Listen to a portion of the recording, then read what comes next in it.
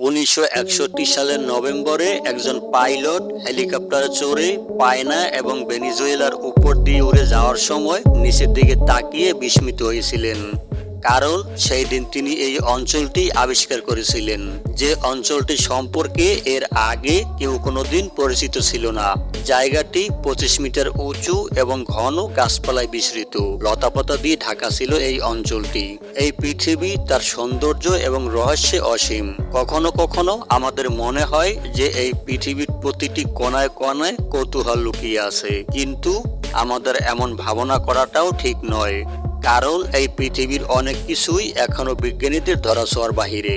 আর তাই আজকের এই ভিডিওতে আমরা আপনাকে দেখাতে চলেছি পৃথিবীর সবচাইতে দুর্গম এবং অনাবিষ্কৃত কিছু অঞ্চল, যেখানে একবার কেউ গেলে ফিরে আসার কোনো চান্স নেই। সনডং কেভ। এই গুহাটি দক্ষিণ পূর্ব এশিয়ার সবচাইতে শ্বাসরুদ্ধকর স্থানগুলির মধ্যে একটি হিসেবে মনে করা হয়।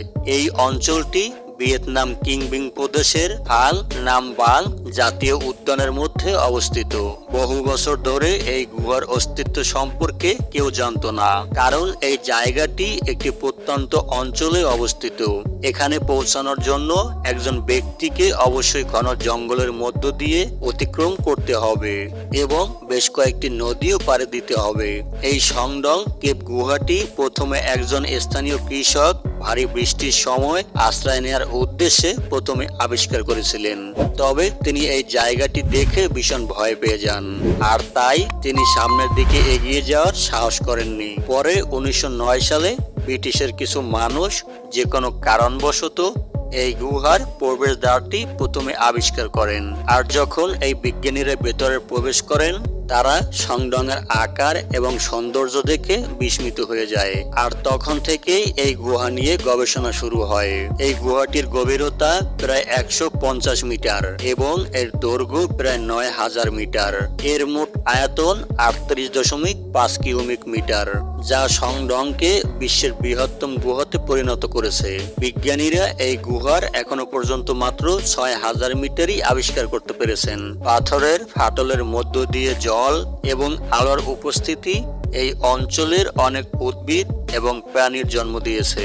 গবেষকেরা গুহার ভিতরে ভাল্লুক, তোতা, বাদুড় এবং শত শত প্রজাপতি এবং অপরিচিত প্রাণীর সন্ধান পেয়েছে, যা এই সনডংকে আরো কৌতূহলময় করে তুলেছে।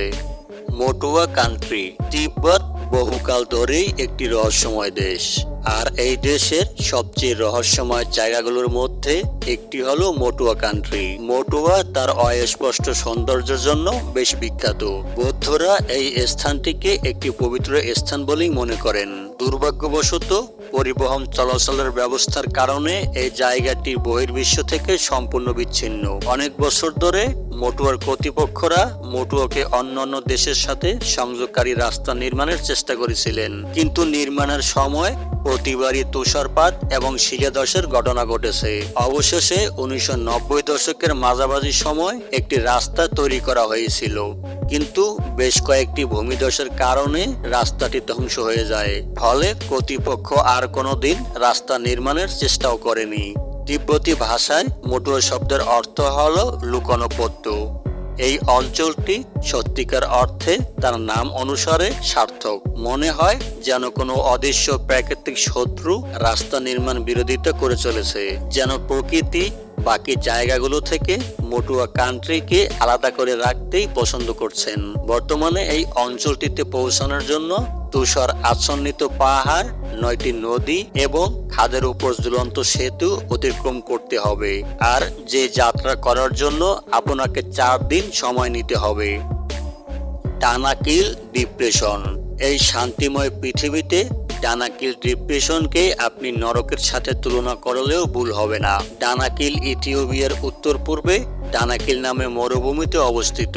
এই ভূখণ্ডগুলির প্রাকৃতিক দৃশ্য, তাদের স্বতন্ত্রতা, বিভিন্ন সেটে লবণের স্তব, সালফিউরিক গিজার এবং আগ্নেয়গিরির গর্তে বুদবুদ লাভার দ্বারা আপনাকে মনোমুগ্ধ করবে। পৃথিবীর অন্য কোথাও এরকম বিস্ময় দেখতে পাওয়া যায় না।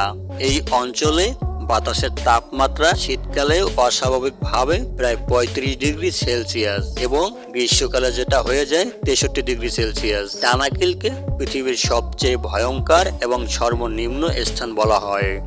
এটি সমুদ্র পৃষ্ঠ থেকে প্রায় 125 মিটার নিচে অবস্থিত, আর তাই নিঃসন্দেহে এই অঞ্চলটিকে বিজ্ঞানীদেরকে আরো আকর্ষণ করে। তবে এই ধরনের পরিস্থিতিতে গবেষণা চালানো কঠিন। তবে কিছু কিছু স্থান ইতিমধ্যে আবিষ্কার করা হয়েছে, আর তাদের মধ্যে সবচেয়ে উল্লেখযোগ্য ছিল 3 মিলিয়ন বছরেরও বেশি পুরনো স্টারোবিথিকাস রেফারেন্সিসেস অবশেষে আবিষ্কার। এই আবিষ্কারকে হিমিনিয়সদের বাসস্থান বলেই মনে করা হয়। বিজ্ঞানীদের জন্য আরেকটি আশ্চর্য আবিষ্কার ছিল যে লাভা থেকে বেরিয়ে আসা বুদবুদ জলে প্রচুর সংখ্যক বিভিন্ন অণুজীব বসবাস করে, যেখানে জলের তাপমাত্রা 90 ডিগ্রি সেলসিয়াস। সেই সাথে অ্যাসিড, সালফার, তামা এবং লবণাক্ত পরিপূর্ণ এই ডানাকিল নরকের সাথে তুলনা করা হলেও পর্যটকদের কাছে এই জায়গাটি খুবই প্রিয়।